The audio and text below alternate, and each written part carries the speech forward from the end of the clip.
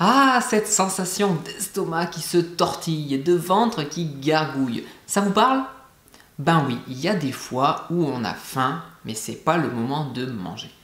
Alors, dans cette vidéo, on va voir ensemble 6 coupes-faim naturelles pour vous aider à faire passer ces petites fringales. Bonjour et bienvenue, moi c'est Damien, je suis coach santé et depuis 2017, j'aide des personnes comme vous à améliorer leur santé et à perdre du poids grâce à l'alimentation paléo. Si ce n'est pas déjà fait, pensez à vous abonner à la chaîne et activer les notifications en cliquant sur la petite clochette pour recevoir toutes les prochaines vidéos. Merci encore de faire partie de cette aventure et c'est parti. Alors, si la faim n'était déclenchée que par le fait d'avoir besoin de manger, ce serait facile. Ben oui, il vous suffirait tout simplement de manger à chaque fois que vous avez faim, ce serait royal. Sauf que cette envie de manger est un processus très complexe aux multiples origines. Bien évidemment, après de longues heures sans manger, la sensation de faim la plus normale est liée à un besoin d'énergie, un besoin physiologique. Mais il faut se méfier car notre corps est un petit peu joueur. La sensation de faim est déclenchée dès que le corps détecte une perte de 5% de glucose dans le sang. Mais cette perte de glucose n'est pas synonyme de besoin de manger. La faim peut donc être due par exemple à un petit déjeuner trop riche en glucides. Celui-ci déclenche un pic de glycémie que l'organisme régule. Et cette régulation entraîne une baisse du glucose et fait rentrer le cerveau en mode survie. Il est en mode alerte. Il faut recharger les batteries. C'est un vieux réflexe primaire de l'époque où il n'y avait ni frigo ni placard à gâteaux dans le fond de la grotte. Mais la faim peut avoir d'autres origines qui ne nécessitent pas non plus de manger. Par exemple, l'appel de la pendule.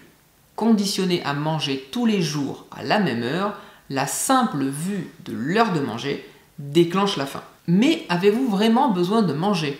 Est-ce que repousser le repas d'une heure vous serait fatal? Sûrement que non.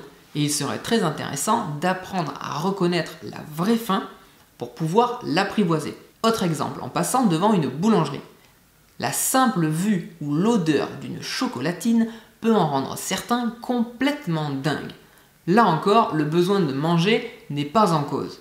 Il s'agit d'une simple pulsion qu'il faudra apprendre à apprivoiser et laisser passer. Mais si la sensation est vraiment trop insupportable, voici quelques idées pour stopper net l'envie de manger. Premièrement, la plus efficace et pourtant souvent boudée, c'est de boire de l'eau. En effet, l'eau prend de la place dans l'estomac et si la faim n'est pas trop forte, le simple fait de remplir l'estomac peut stopper net la faim. L'organisme croit avoir mangé car l'estomac se remplit. C'est mécanique. C'est souvent utilisé dans les régimes minceurs pour réduire les quantités d'aliments consommés. On se remplit l'estomac avec de l'eau un peu avant le début du repas. Deuxième astuce coupe-faim, c'est l'œuf. Il est bon de savoir que des 3 macronutriments, il en existe un qui déclenche plus vite la satiété que ses copains. Il s'agit de la protéine. On sait bien que le sucre appelle le sucre et manger sucré est la pire idée pour se couper l'appétit. Manger des bonnes protéines, en revanche, est très efficace. Et l'œuf dur est redoutable pour ça. C'est quelque chose que vous pouvez avoir toujours en stock dans le frigo. Mais si les œufs, c'est pas votre truc, mon troisième coupe-faim naturel, ce sont les oléagineux. Noix, noisettes, amandes, noix de cajou, une poignée de ces pépites riches en bonne graisse est idéale en encas. C'est un truc à garder toujours sous la main. Elle se conserve très bien. Vous pouvez en laisser au bureau, par exemple, au fond d'un tiroir, au cas où. Quatrième coupe-faim, très connu lui aussi, la pomme. La pomme contient de la pectine, c'est un gélifiant naturel. Et une fois dans l'estomac, la pectine a tendance à gonfler et à stopper la sensation de faim, un peu comme pour l'eau.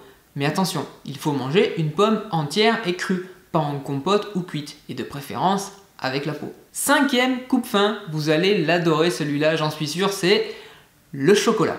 Mais, car il y a toujours un mais, du chocolat à 70-80% minimum de cacao. On devrait même dire que c'est le cacao qui est un coupe-faim et pas vraiment le chocolat. Mais un petit carré de chocolat de dégustation bien titré en cacao, pas de sucre et un petit peu d'amertume et c'est le coupe-faim assuré. Pas besoin d'y faire passer toute une tablette. Dernier conseil coupe-faim, elle est top, c'est la cannelle. La cannelle a cet effet magique de donner une sensation de sucré. Et pourtant, sans sucre. C'est une super épice pour tromper le cerveau. Elle a en plus un excellent impact sur la glycémie. Que du bon. Donc, si c'est plutôt une envie de sucré qui vous tiraille, ruez-vous sur la cannelle. Par exemple, en infusion avec une tranche de citron et du gingembre, c'est tellement bon qu'il n'y a pas besoin d'attendre d'avoir faim pour en consommer. Voilà. Et rappelez-vous que le plus important, c'est d'apprendre à reconnaître et apprivoiser la vraie faim. Les coupes-faim ne sont que des petits substituts et il vous faudra arriver à vous en passer. N'oubliez pas également que dans la description juste en dessous de la vidéo, vous pourrez télécharger gratuitement des carnets de recettes pour découvrir l'alimentation paléo avec gourmandise. Pensez aussi à vous abonner et à liker la vidéo. Moi je vous dis à la prochaine pour une autre vidéo. Ciao ciao!